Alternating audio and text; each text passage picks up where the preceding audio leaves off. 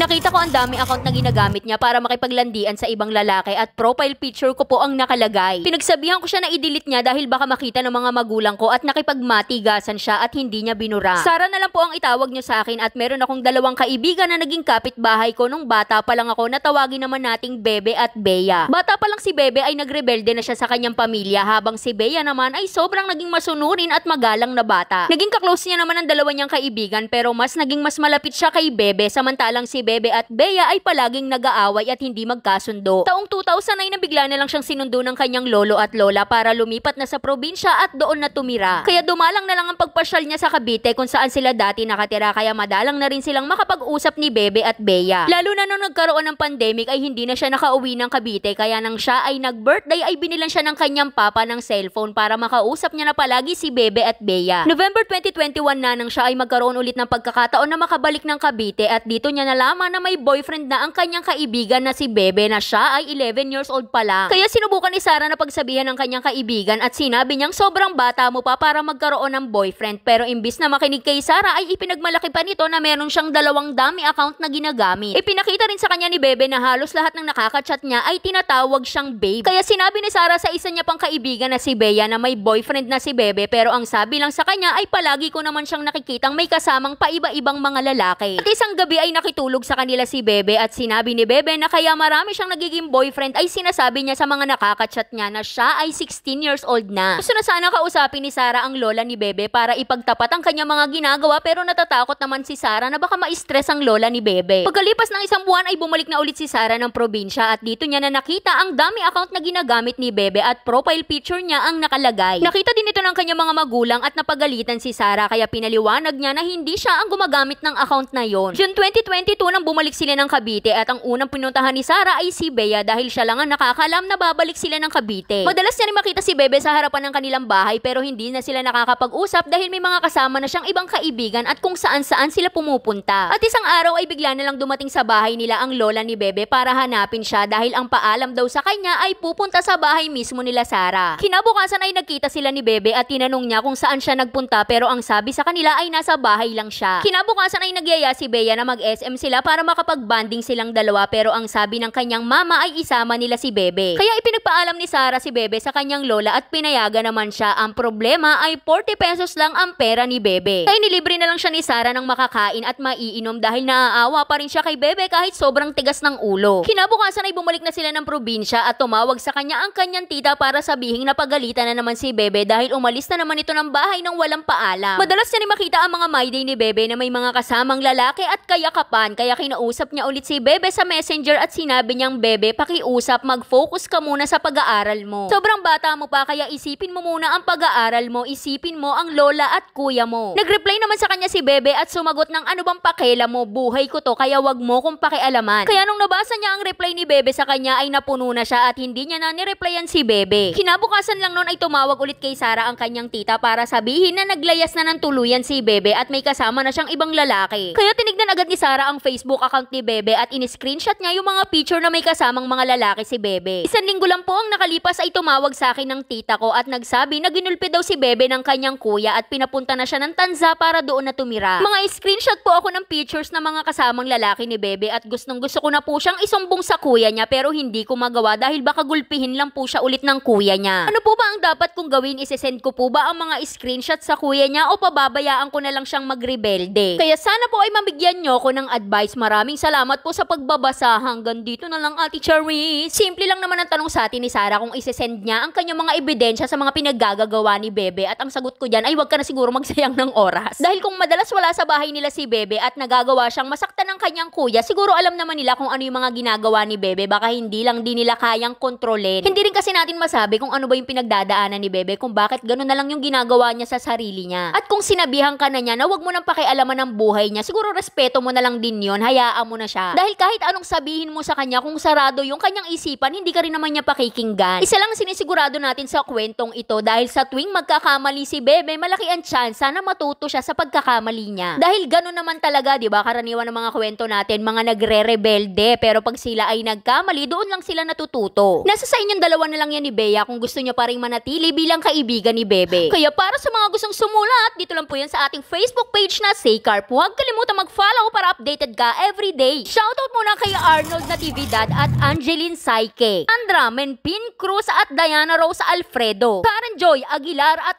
Annabel Cambiador. Kaya yun lang. Like and share para alam mo kung ano namin bukas. Bye-bye!